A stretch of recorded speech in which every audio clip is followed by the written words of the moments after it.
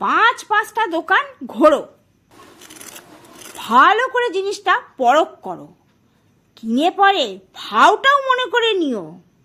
কত যুগ আগে ঠাকুর বলে গেছেন, আমার হয়েছে আজকে সেই অবস্থা। এমন পনিরের চপ বানিয়েছি আর তাকে মুখে দিয়ে এত স্বাদ লেগেছে, আপনাদেরকেও দেখাতে নিয়ে চলে এলাম। ওই যে একটু ভাগে ভাগে করেছি, সেই জন্য ভিডিওটা বড় হয়ে গেল একটু। বাঁধাকপিটাকে প্রথমেই অল্প তেলে নুন আর হলুদ দিয়ে একটু ভাজা ভাজা করে ঠান্ডা করে নিয়েছি। পনির নিয়েছি, এখানে অনেকটা বাঁধাকপি, এখান থেকে মোটামুটি 3 চামচ দিয়েছি।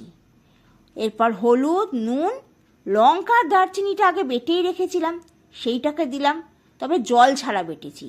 এবার দিয়েছি 1 চামচ সুজি, তাতে বাঁধাকপির ভেতরে যেটুকু জল আর পনিরে যেটুকু জল, সুজি সবটা টেনে নেবে। আর মাখাটাও দুর্দান্ত হবে।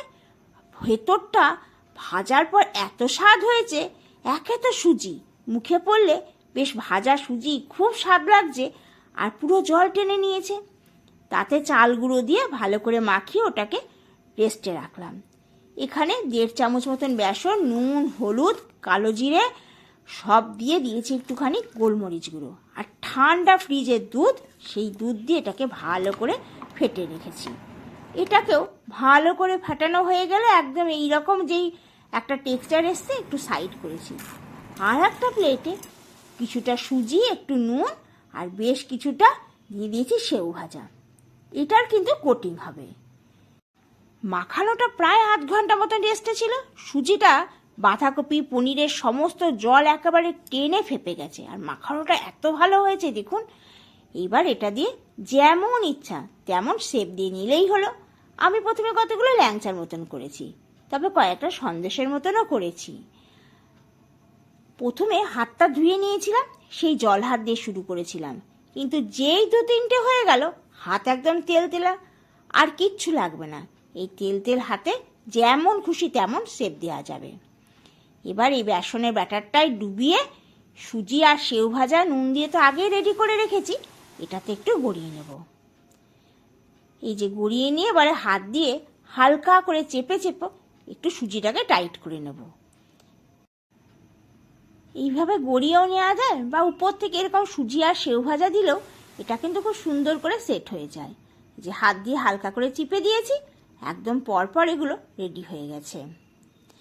ওদিকে তেলটাকে বসিয়ে দিয়েছি মিডিয়াম আঁচে। একটু গরম হলেই এবার একটা একটা করে ছেড়ে দিয়েছি। হালকা আঁচে রেখেই প্রায় 1.5 থেকে 2 মিনিট করে লাগবে। এইভাবে হালকা করে করে ঘুরিয়ে ঘুরিয়ে ভেজে নিতে হবে।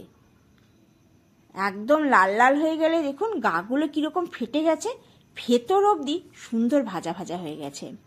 এইবার তুলে নেব। দেখেই বোঝা যাচ্ছে একদম ভাজা রেডি। আর এই দেখুন রংখানা কি এসছে, একেবারে গোল্ডেন। তবে এবার হাতাটা নিতে হবে, একটু ভারীও হয়েছে তো।